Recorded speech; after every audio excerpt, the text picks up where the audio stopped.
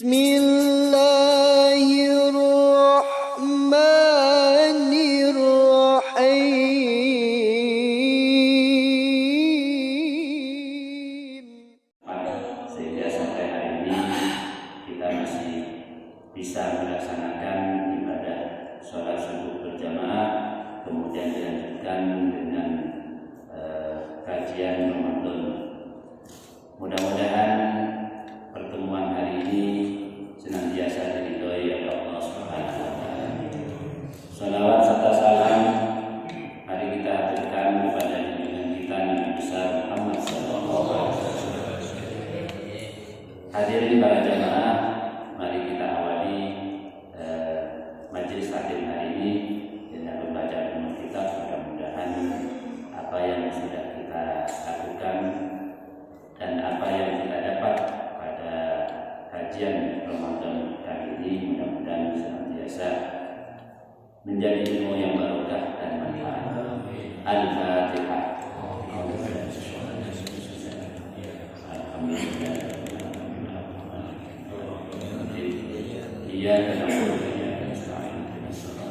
Ihdinas siratal ladzina an'amta 'alaihim. Para hadirin, para jemaah, alhamdulillah kita hari ini sudah masuk pada hari ke-24 bulan Ramadan. Berarti kurang 6 hari lagi insya Allah kita akan menggenapi bulan Ramadan selama sebulan penuh. Tentu harapan kita semua puasa yang sudah kita laksanakan selama 24 hari dan insya Allah kita masih diberi kesempatan oleh Allah untuk menyempurnakan puasa sampai sebulan penuh. Mudah-mudahan diterima oleh Allah Subhanahu wa taala. Dan dengan puasa yang kita laksanakan ini kemudian menghapus dosa-dosa yang sudah kita lakukan 1 tahun sebelumnya. Kemudian juga dengan puasa ini mudah-mudahan bisa menjadi bekal kita untuk meningkatkan ketakwaan, meningkatkan keimanan kepada Allah Subhanahu wa taala, sehingga nantinya setelah keluar dari bulan Ramadan kita betul-betul menjadi orang yang baru, menjadi al-insan kamil, manusia yang sempurna di hadapan Allah Subhanahu wa taala, karena kita sudah memiliki satu semangat untuk terus meningkatkan ibadah kepada Allah Subhanahu wa taala. Hadirin para jamaah yang saya hormati, setiap memasuki 10 terakhir bulan Ramadan, kita semua memiliki semangat yang mungkin itu berbeda dengan 10 hari pertama, 10 hari kedua. Kenapa? Karena pada 10 hari terakhir bulan Ramadan ada satu malam yang memang disiapkan oleh Allah Subhanahu wa taala kepada khususnya umat Islam. Kepada khususnya umat Islam. Jika ibadah yang kita lakukan pada satu malam ini kemudian bersamaan dengan turunnya Lailatul Qadar, maka nilai ibadah yang kita lakukan yang mudah-mudahan juga diterima oleh Allah Subhanahu wa taala, maka akan bernilai ibadah selama 1000 bulan. Ibadah 1000 bulan itu kalau kita hitung dengan ukuran tahun, maka akan ketemu angka 83 tahun lebih 4 bulan. Ini sesuatu yang sangat-sangat berharga bagi kita yang sudah diberikan oleh Allah Subhanahu wa taala. Karena secara umum usia kita untuk mencapai 83 tahun itu agak susah. Bahkan sampai Rasulullah bersabda, "A'maru ummati bahwa umur dari umatku, kata Rasul, ma baina siti wa sittin, antara 60 sampai 70 tahun. Bahkan ada yang sebelum 60 sudah dipanggil oleh Allah, dan itu tidak sedikit. Apalagi dengan wabah yang ada sekarang, masih muda, masih anak-anak sudah dipanggil oleh Allah. Nah, ini oleh Allah kita diberi satu malam istimewa yang lebih kita kenal dengan istilah apa? Lailatul Qadar. Sampai ada satu surat khusus yang membahas tentang itu. Inna anzalnahu fi lailatul qadr wa ma adraka ma lailatul qadr. Lailatul qadri khairun min alfi syahr. Tanazzalul malaikatu war-ruhu fiha bi'idzni rabbihim min kulli amr. Salamun hiya hatta matla'il fajr. Ini satu surat yang menjelaskan bagaimana Lailatul Qadar, bahwa Allah menurunkan Al-Quran itu pada malam Lailatul Qadar. Dan kalau kita seringkali memperingati pada tanggal 17 Ramadan. Kemudian ketika Rasulullah menyampaikan firman Allah kepada para sahabat, kemudian ada yang tanya, apa yang dimaksud dengan Lailatul Qadar? Maka Lailatul Qadar khairun min alfi syahr, bahwa yang dimaksud Lailatul Qadar itu satu malam di mana orang yang beribadah pada malam itu nilai ibadahnya, nilai pahalanya itu lebih baik dari ibadah selama 1000 bulan. Ibadah 1000 bulan ini bukan apa ya, bukan sesuatu yang sepele. Kalau kita bermuhasabah kepada diri kita sendiri, katakan usia kita sekarang 50 tahun. Kalau dihitung antara ibadah kepada Allah dan waktu yang digunakan di luar ibadah kepada Allah, kira-kira lebih banyak yang mana? Di luar ibadah, insya Allah. Ya. Kita hitung saja umpama. Sholat kita, sholat fardu yang kita lakukan 5 waktu: zuhur, asar, maghrib, isya, subuh. Kalau umpama per waktu kita lakukan, kira-kira paling lama berapa? Untuk zuhur yang 4 rakaat, kira-kira berapa? Ada 10 menit. Anggap sudah 10 menit. Meskipun kadang banyak yang kurang dari 10 menit. Bahkan ada yang 2 menit selesai. Dari takbir sampai salam itu selesai. Ya. Anggap 10 menit zuhur. 5 waktu kali 10. Berarti sholat fardu kita lakukan berapa? 50 menit. Belum nyampe 1 jam. 1 jam kurang 10 menit. Kemudian kita tambah dengan ibadah yang lain. Sholat sunnah rawatib, ya. Sholat sunnah rawatib, qobliyah dan ba'diyah. Kita lakukan, anggap sudah sholat sunnah rawatibnya sama dengan sholat fardunya 10 menit. Untuk qobliyah ba'diyah 5 menit masing-masing. Kalikan 5 waktu. Padahal dalam 5 waktu ada yang hanya qobliyah, ada yang hanya ba'diyah. Ya. Anggap umpama 2 semua. 50 sudah 100 menit. Kemudian wiridnya, zikirnya. Kira-kira wiridnya berapa? 5 menit. Anggap 10 menit juga. Berarti untuk 5 waktu 50 menit, 150 menit. Jadi sholat fardunya, kemudian sholat sunnah rawatibnya, ditambah wiridnya itu 150 menit selama sehari semalam. Kalau kita hitung dengan jam, berarti 150 menit berapa? 2 jam setengah. 2 jam setengah.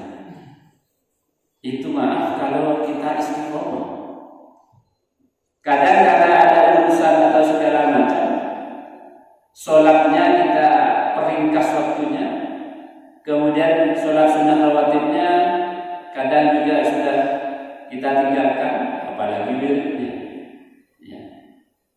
Tapi anggap sudah 150 menit kita lakukan semua. 2 jam setengah sehari semalam, 24 jam.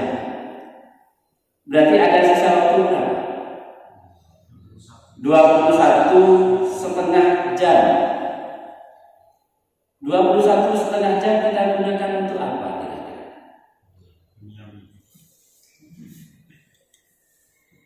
Kita potong untuk tidur. Ya, kita akan mencoba menghitung, ya. Karena sudah disebutkan hasibu qabla an tuhasab. Hitunglah. Maksudnya hitung apa? Amalnya, amal kita. Qabla an tuhasab, sebelum kita dihisab oleh Allah, dihitung oleh Allah. Maka sebelum kita dihitung kelak di akhirat, mari mumpung sekarang kita masih segar juga, kita hitung dulu. Ya. Dari 21,5 jam atau 21 jam setengah kita potong untuk tidur. Kita kira-kira standar tidur kita sehari semalam itu berapa? 8 jam. 21,5 kurangi 8. Tinggal 13,5. Ya, tinggal 13,5. Tidur saja dibanding dengan ibadah lebih banyak mana? Lebih banyak tidurnya. Tadi kita ibadah 2 jam setengah, tidurnya 8 jam. Kemudian yang 13,5 jam kita gunakan untuk bekerja. Ya, bekerja standarnya bekerja itu dari jam 7 sampai jam 4. Ya, jam 7 sampai jam 4. 8, 9, 10, 11, 12, 1, 2, 3, 4. 9 jam. 13,5 kurangi 9 jam, tinggal 4,5 jam. Terus 4,5 jam kita buat untuk apa itu kira-kira? Ya, DLM dan lain-lain. Yang rupi, yang ngegosip, atau lain-lain. Jadi praktis hidup kita sebenarnya lebih banyak dihabiskan untuk apa? Untuk urusan dunia. Padahal di dalam Al-Quran sudah jelas Allah menyampaikan walal akhiratu khairul laka minal ula, bahwa urusan akhirat itu lebih baik. Artinya lebih baik harus kita utamakan dibanding urusan apa? Urusan dunia. Tapi ternyata faktanya yang kita lakukan lebih banyak urusan dunia. Ya, urusan dunia. Maka karena kita seperti itu, coba kita hitung lagi. Kita mulai sholat, yang diwajibkan sholat mulai kapan? Mulai balik. Balik itu umur berapa? 15 tahun. Umur 15 tahun balik. Sekarang kita umur 50. Berarti berapa tahun kita melaksanakan kewajiban? 35 tahun. 35 tahun. Selama sehari semalam kita ibadah tadi berapa? 150 menit. 2 jam setengah. Kalau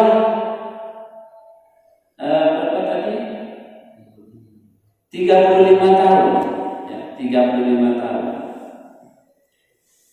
2 jam setengah, kira-kira berapa jam? Kalau sehari semalam 2 jam setengah, kali 1 bulan.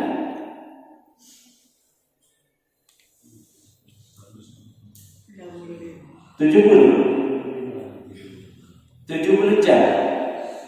Kita ibadah 70 jam selama 1 bulan. Kali 12. 70 kali 12. 12, 70, 4, 1, 34. Ya. 340 jam kita ibadah selama satu tahun. Kalau 340 jam dibagi 24, berarti berapa hari kita 1 tahun itu beribadah kepada Allah? Kemudian kalikan 35. Berarti umur kita itu, mohon maaf, lebih banyak kita habiskan untuk urusan dunia. Untuk urusan dunia. Kita tidak sadar itu. Makanya kalau kita hitung baru kita sadar, ternyata saya itu beribadah hanya 150 menit sehari semalam. Sehari semalam. Ini dengan catatan kalau istiqomah, dengan catatan kalau kita sholat khusyuk, dengan catatan kalau setelah sholat kita tambah dengan rawatib, dengan catatan kalau kemudian diteruskan dengan wirid kepada Allah. Kalau kita istiqomah ternyata ketemu angka seperti itu. Jadi dalam 1 tahun kita beribadah kepada Allah 340 jam. 340 jam, kemudian coba kita konversi, kita bagi 24, ya, kita bagi 24, kemudian kalikan 30 selama 3. Ternyata lebih banyak urusan dunia yang kita lakukan. Maka para hadirin, para jamaah, setelah kita tahu bahwa ternyata usia kita lebih banyak dihabiskan untuk urusan dunia, maka kita patut bersyukur kepada Allah Subhanahu wa Ta'ala. Kenapa kita diberi bulan Ramadan? Ya. Kita diberi bulan Ramadan. Seandainya tidak ada bulan Ramadan, kapan waktu kita untuk beribadah kepada Allah? Sehingga pada bulan Ramadan semua ibadah yang kita lakukan dilipat gandakan oleh Allah Subhanahu wa Ta'ala. Ya. Kullu amalin min Adam yudha'af, kata Rasul, bahwa semua amalnya manusia, yang jelas amal yang dimaksud amal yang bagaimana? Amal soleh. Yudha'af, dilipat gandakan kepada Allah. Al hasanatu bi asyri amsalha. Satu kebaikan akan dilipat gandakan oleh Allah menjadi 10 ila sab'i mi'ati dzikrin, sampai 700 kali. Ini hanya bisa terjadi di mana? Di bulan Ramadan. Ya. Makanya Rasulullah sampai mengingatkan, barang siapa yang bergembira dengan datangnya bulan Ramadan, haramallahu jasadahu ala nar. Allah Ta'ala akan mengharamkan jasadnya itu untuk api neraka. Saking mulianya bulan Ramadan. Meskipun kadang banyak yang ketika masuk bulan Ramadan sudah susah keluar. Susah karena apa? Tidak bisa makan, tidak bisa minum, tidak bisa rokokan, ya. Atau tidak bisa hal-hal yang lain. Allah hanya menjanjikan 1 bulan itu pun pada siang hari. Kalau puasa sampai dengan malam hari, wah bagaimana tersiksanya kita. Untung hanya siang. Nah, karena kita sudah berpuasa, kemudian Allah Ta'ala memberi reward ibadah, memberi penghargaan, pahala. Man shoma Ramadhana imanan wa ihtisaban ghufira lahu ma taqaddama min dhanbi. Barang siapa yang berpuasa pada bulan Ramadan didasari dengan iman dan mengharap ridha Allah, ghufira lahu ma taqaddama min dhanbi. Yang pertama, Kemudian yang kedua, man qama ramadhana imanan wa ihtisaban ghufira lahu ma taqaddama min dhanbi. Barang siapa yang beribadah pada bulan Ramadan imanan dengan iman wa ihtisaban dan berharap ridha Allah, ghufira lahu ma taqaddama min dhanbi. Semua diampuni oleh Allah Subhanahu wa taala. Yang berpuasa akan diampuni kalau puasanya diterima. Ya. Mudah-mudahan puasa kita diterima oleh Allah Subhanahu wa taala. Kemudian yang kedua, man qama, barang siapa yang beribadah. Ibadah itu bentuknya seperti apa? Salat tarawih, tadarus, qiyamul lail, sedekah, infak dan sebagainya. Didasari iman dan mengharap kepada Allah, ghufira lahu ma taqaddama min dhanbi.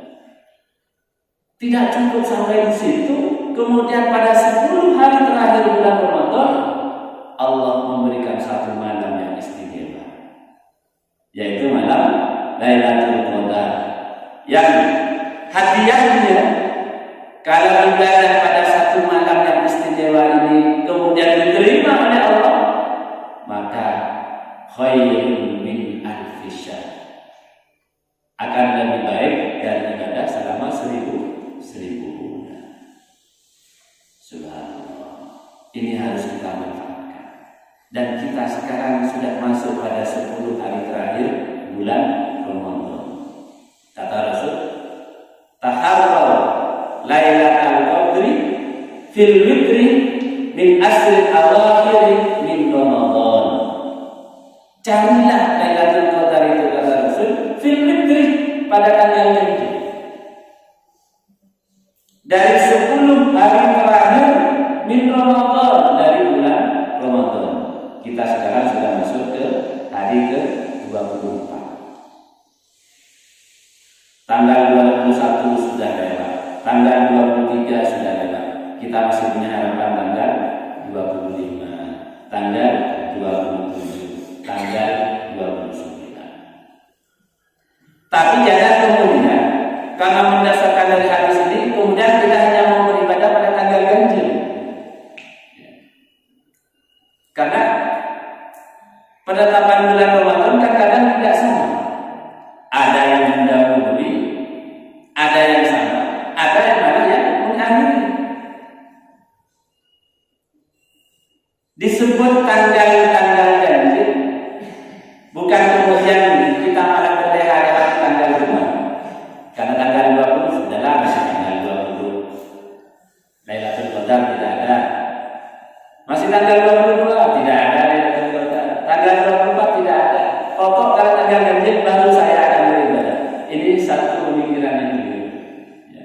Seharusnya kita mulai sejak hari pertama bulan Ramadan terus sampai masuk ke 20, tanggal 20 kita tetap berpuasa. Tapi masuk ke hari 10 hari terakhir, maka kita harus lebih bersemangat.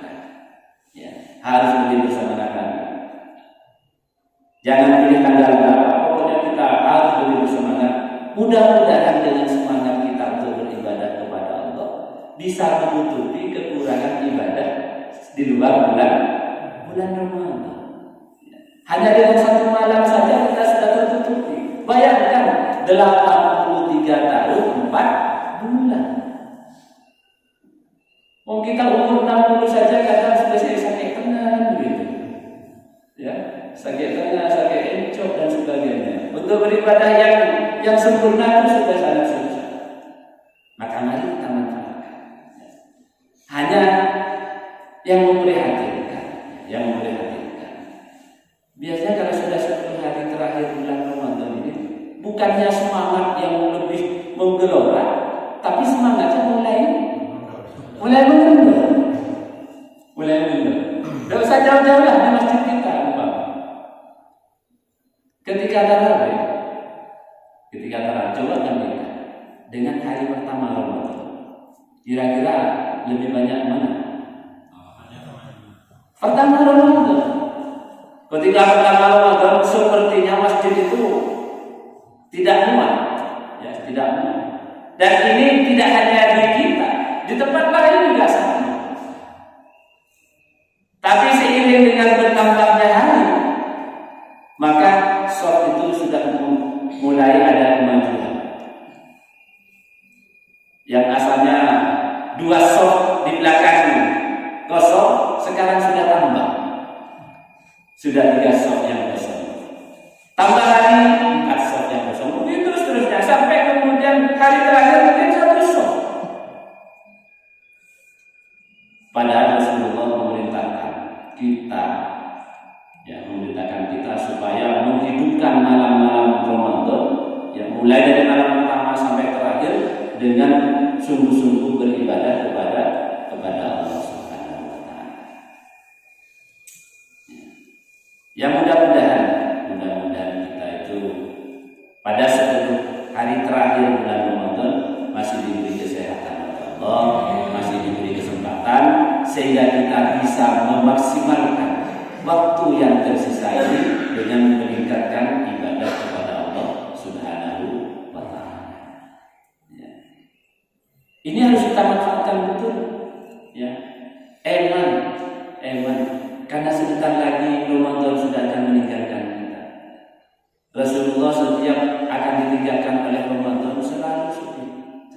Kenapa? Sama dengan kita, ya. Kita akan ditinggalkan oleh orang yang sangat kita kasihi. Ya. Kira-kira bagaimana perasaan kita ketika akan berpisah dengan orang yang kita kasihi?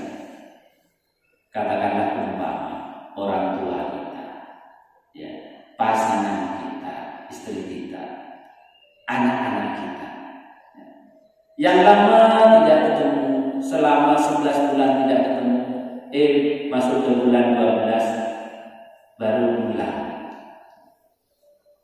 Istilahnya kita itu kalau anaknya tetap nomor tidak akan kita lepas karena selama 11 bulan tidak ketemu.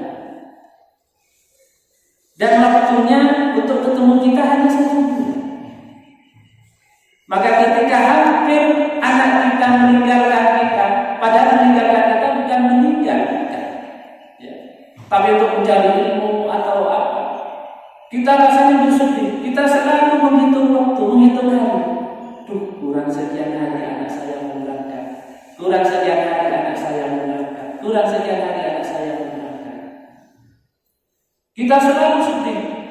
Dulu ketika anak kita baru datang, raut muka kita begitu ceria, begitu bersinar karena akan kedatangan orang yang kita kasih. Tapi ketika hampir menjelang anak kita meninggalkan kita, maka kesedihan itu mulai datang.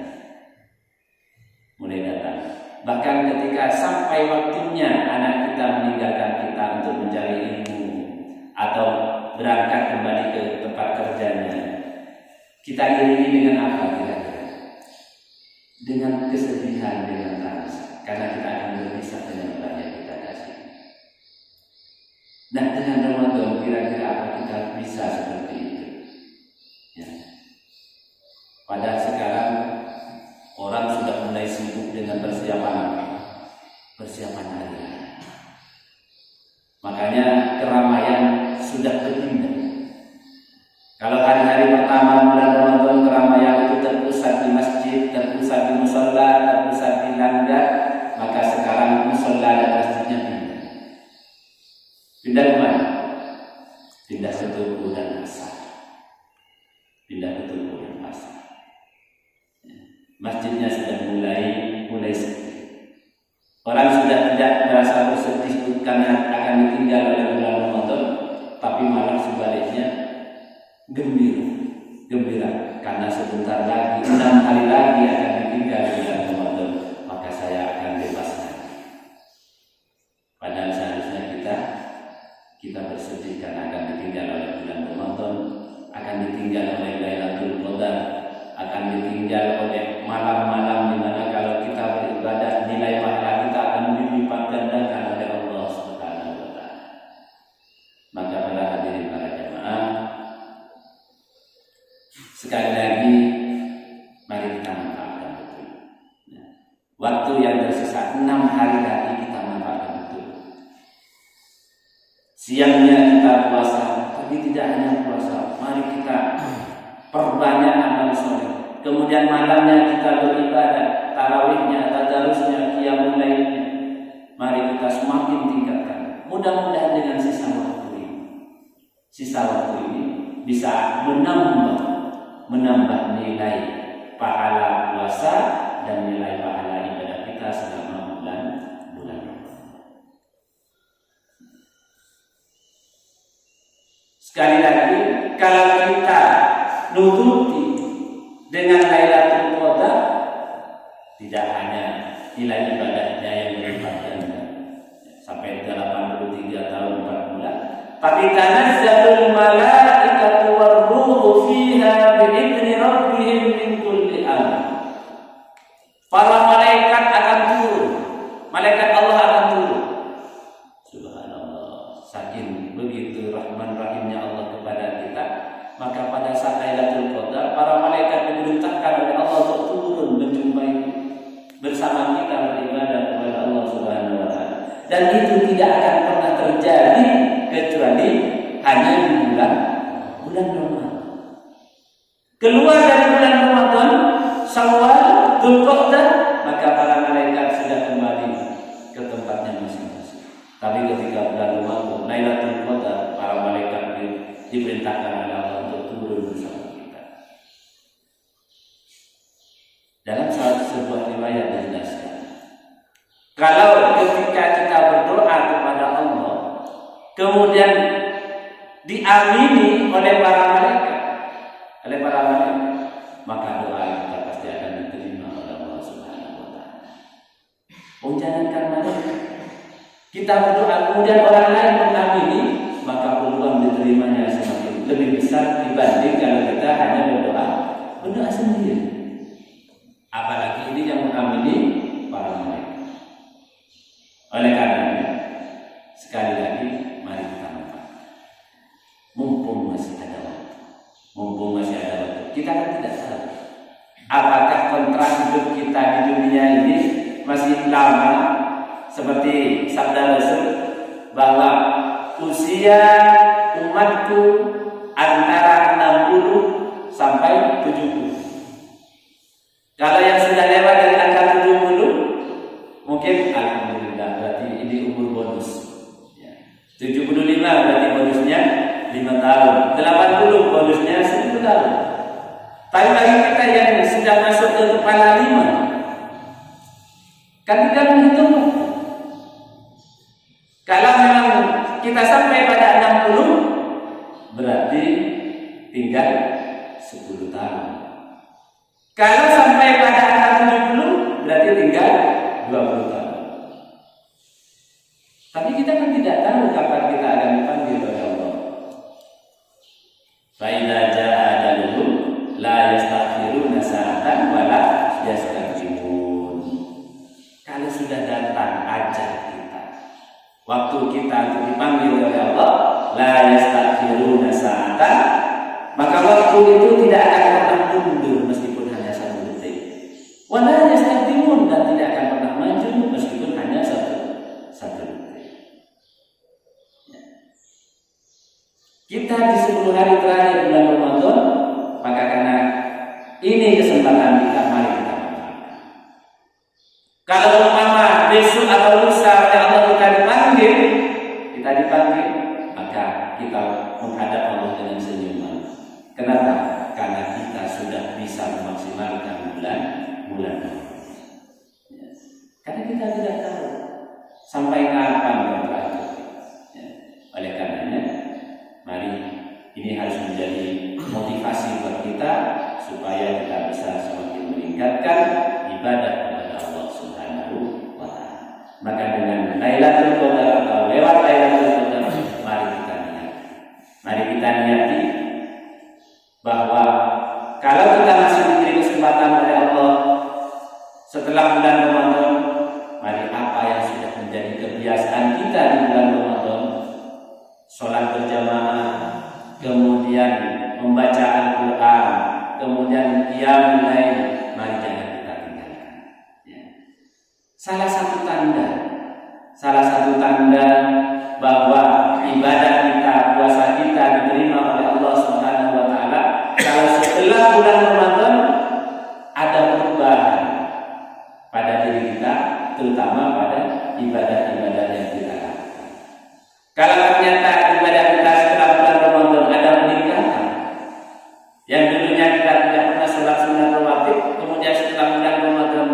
kita tambah dengan sholat sunnah rawatib, maka itu pertanda bahwa ibadah kita, puasa kita diterima oleh Allah.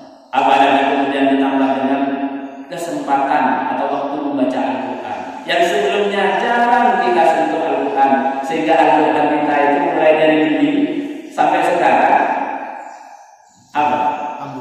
Ambung.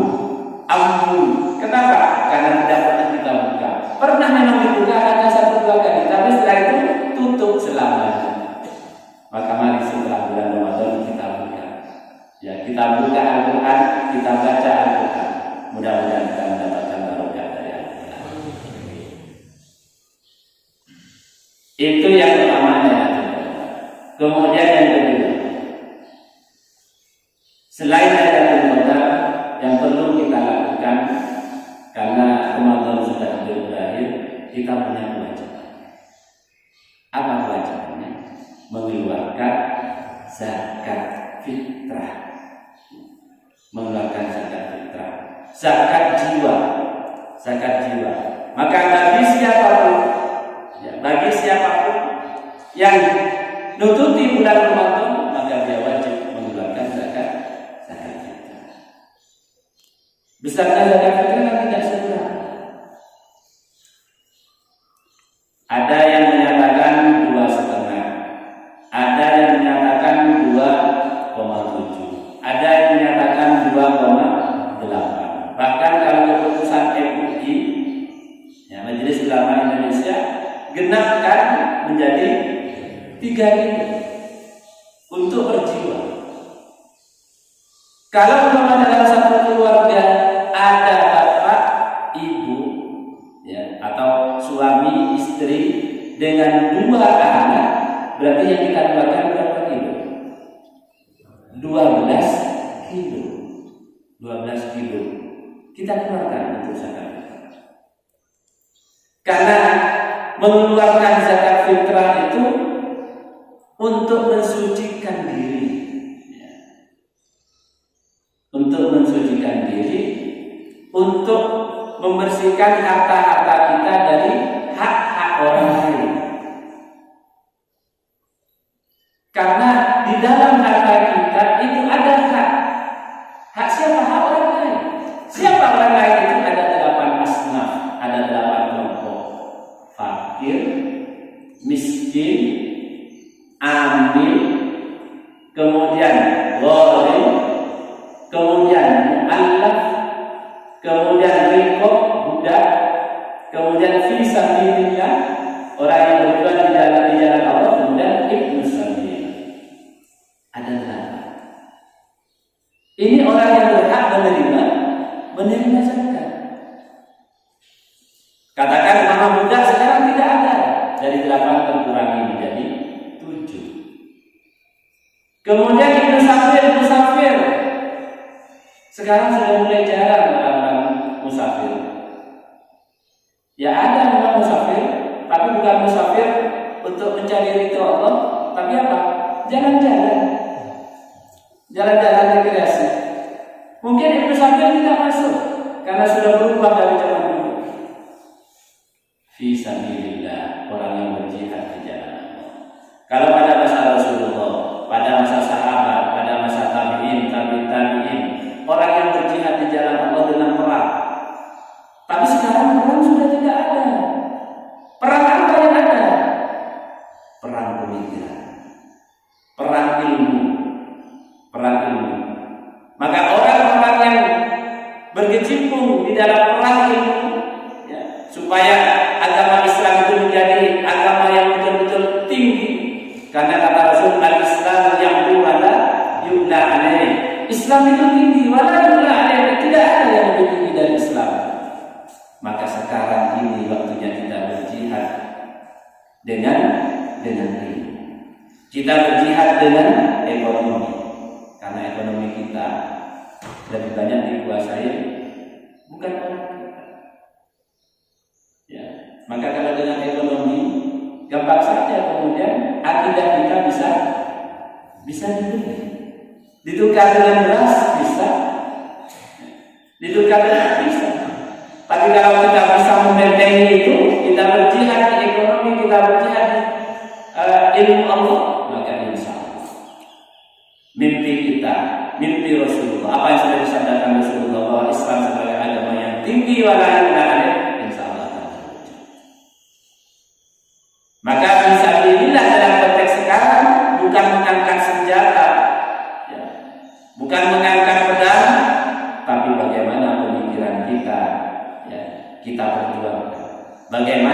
akidah kita bisa kita tegakkan.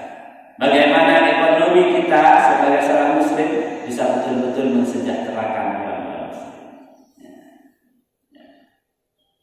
Kemudian ahli orang yang mengelola harta zakat juga berhak menerima zakat.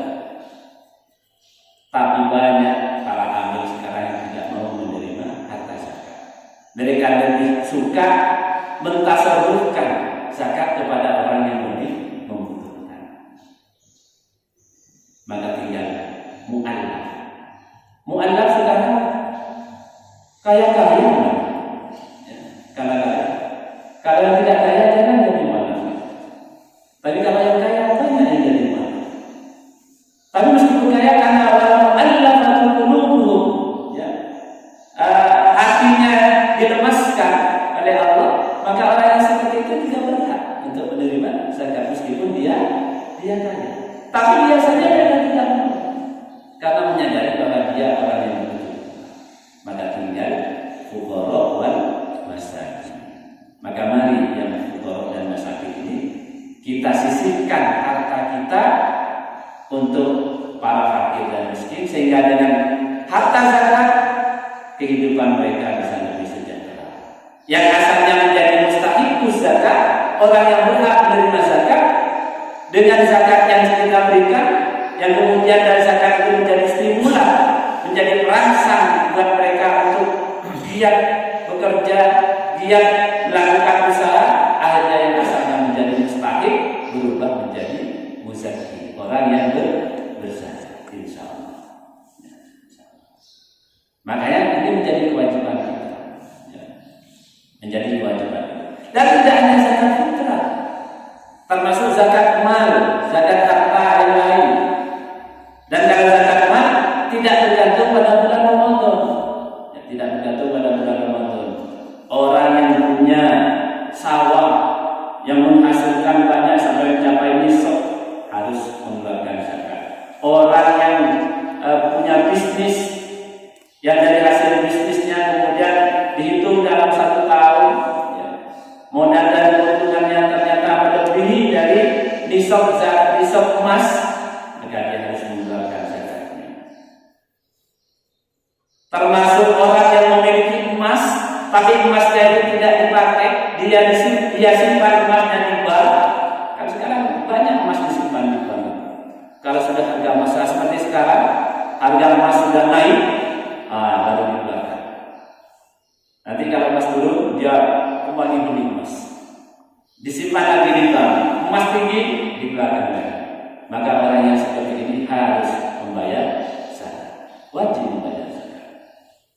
Termasuk juga sekarang pekerjaan-pekerjaan yang dari gajinya kalau dihitung secara tahun, secara 1 tahun, ternyata mencapai nisab emas sebanyak berapa? 85 gram. Sekarang harga emas murni berapa? 900.000 kalikan 85. Maka kalau umpama usaha kita mencapai itu, maka kita wajib mengeluarkan zakat. Ya, wajib mengeluarkan zakat. Dan orang yang tidak mengeluarkan zakat, ya, tidak mengeluarkan zakat, diancam oleh Allah Subhanahu wa taala. Alladzina yaknizuna adh-dhahaba wal fiddata wa la yunfiqunaha fi sabilillah fabashshirhum bi'adzabin alim. Barang siapa yang menyimpan dhahaba wal fiddah, emas dan peraknya, ya, tidak hanya emas dan perak sebenarnya, tapi harta yang lain yang wajib zakat. Wa la yunfiquna fi sabilillah, dan tidak diinfakkan, dikeluarkan berupa zakat fi sabilillah, di jalan Allah, ya zakat itu. Fabashshirhum, maka kabarkan kepada orang itu bi'adzabin alim, dengan siksa yang pedih. Kita tinggal menghitung kira-kira harta kita cukup enggak untuk dikeluarkan zakatnya. Terutama seperti yang saya sampaikan tadi, dari pertanian, kemudian dari tijarah, perdagangan, kemudian emas, kemudian gaji yang kita dapat, meskipun gaji ini pada ulama salafus saleh tidak ada di situ, hanya pada ulama mutaakhirin kemudian gaji ini dihitung, karena sekarang gaji sudah mulai banyak yang melebihi, ya, banyak yang luar biasa. Contoh dokter dalam satu hari dengan 20 pasien, per pasien umpamanya 100, sudah dapat berapa? 2 juta, ya, 2 juta. Per hari 2 juta. 1 bulan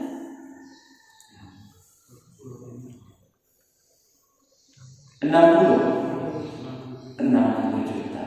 Itu baru dari prakteknya, belum dari lain-lainnya. Kalau dikumpulkan haul dalam 1 tahun sudah berapa? Ya. Makanya terobosan dalam fikih berkaitan dengan zakat profesi ini patut kita apresiasi, meskipun masih banyak istilah di sana sini, karena zakat profesi tidak masuk dalam apa yang sudah menjadi intimat dari ulama. Ya. Tapi tetap kita harus kembali kepada firman Allah. Ya. Barang siapa yang menyimpan hartanya, ya. Kalau dalam firman Allah dirupakan dengan dzahab wal fiddah, emas dan perak, kemudian tidak mau menyisihkan dari harta itu sebagai zakat, fabasyirhum bi'adzabin alim. Kabarkan kepada orang yang kikir bahwa dia akan disiksa oleh Allah Subhanahu wa ta'ala. Makanya pada saat Sayyidina Abu Bakar menjadi khalifah, ada salah seorang sahabat yang tidak mau mengeluarkan zakat. Siapa? Musailamah Al-Kadzdzab. Musailamah Al-Kadzdzab. Sehingga untuk menegakkan firman Allah ini, Sayyidina Abu Bakar kemudian memerangi Musailamah Al-Kadzdzab. Supaya apa? Supaya sadar bahwa yang dia lakukan ini bertentangan dengan perintah dari Allah Subhanahu wa ta'ala. Para hadirin, para jamaah, kita jangan khawatir. Kalau kita menyisihkan harta kita akan berkurang. Jangan khawatir. Sudah ada jaminan dari Allah Subhanahu wa ta'ala, mathalul ladzina yunfiquna amwalahum fi sabilillah kamathali habbatin ambatat sab'a sanabila fi kulli sunbulatin mi'atu habbah.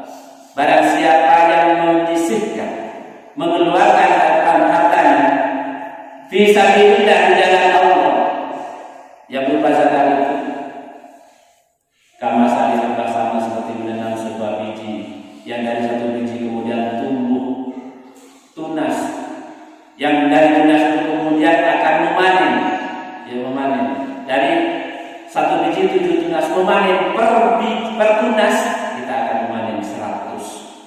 Maka kalau kali 7 berarti 700 akan kita panen. Kita keluarkan 1 juta untuk zakat, maka dari 1 juta ini akan melahirkan berapa? 700 juta.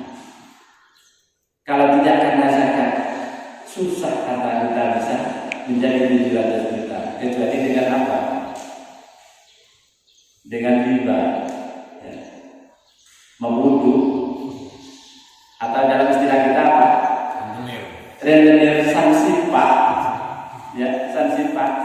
Bisa menjadi 700 juta, tapi ada sanksi pak. Nah, kalau sanksi pak itu halal, tapi dengan zakat harta kita akan berlipat menjadi 700 juta. Maka mari kita yang memiliki kelebihan rezeki sebagai bentuk syukur kita kepada Allah, kita sisihkan. Kalau tidak mencapai nisab zakat, kita sisihkan berupa infak, berupa infak. Ya, mudah-mudahan ini akan bisa kita lakukan sehingga kita, harta kita disucikan oleh Allah Subhanahu wa ta'ala. Bahkan bagi orang yang mengeluarkan zakat, ini didoakan oleh para malaikat.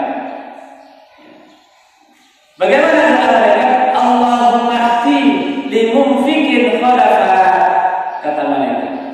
Ya Allah,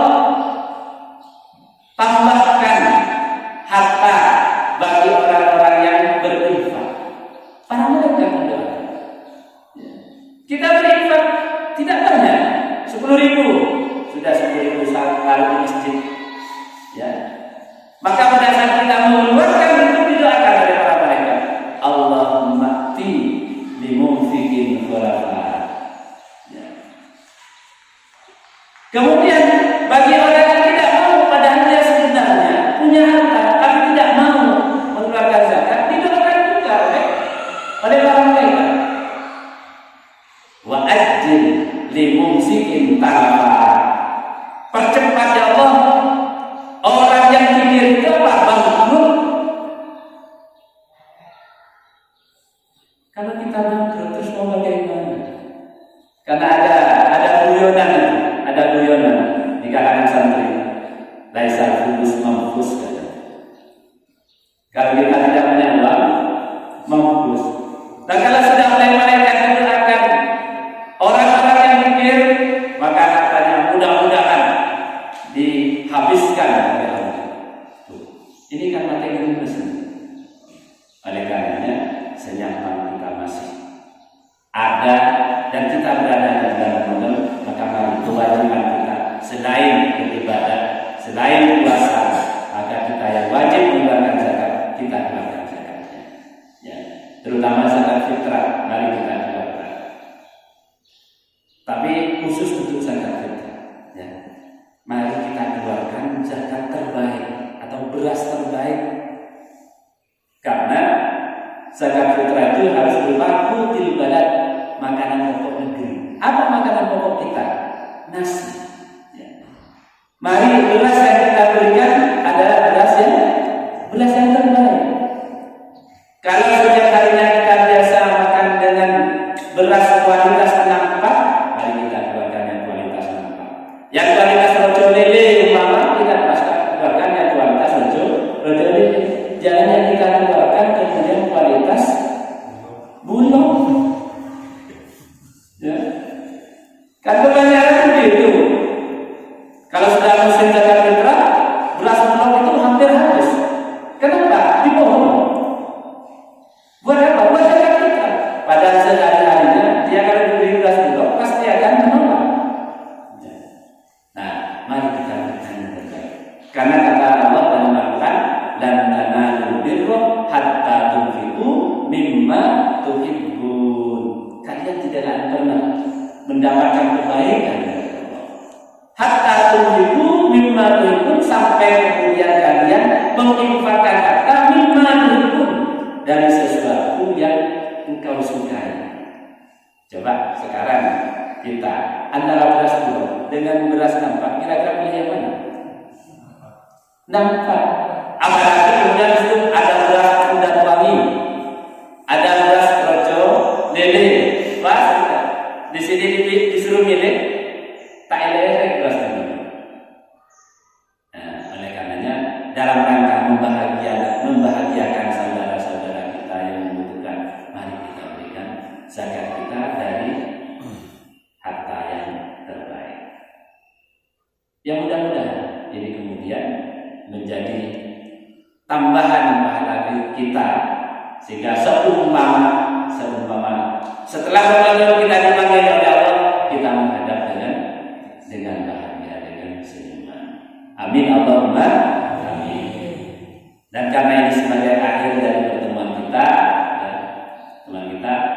sekali lagi mari kita manfaatkan sisa waktu yang Ramadan untuk memperbanyak ibadah kepada Allah, memperbanyak amal saleh, meningkatkan keimanan dan ketakwaan kita kepada Allah, sehingga setelah keluar dari bulan Ramadan kita betul-betul seperti sabda Rasulullah, raja'aka yaumin wa natal ummu, keluar dari bulan Ramadan seperti bayi yang baru lahir, bahwa kita tidak membawa dosa, tidak punya tanggungan dosa nanti kepada Allah Subhanahu wa taala.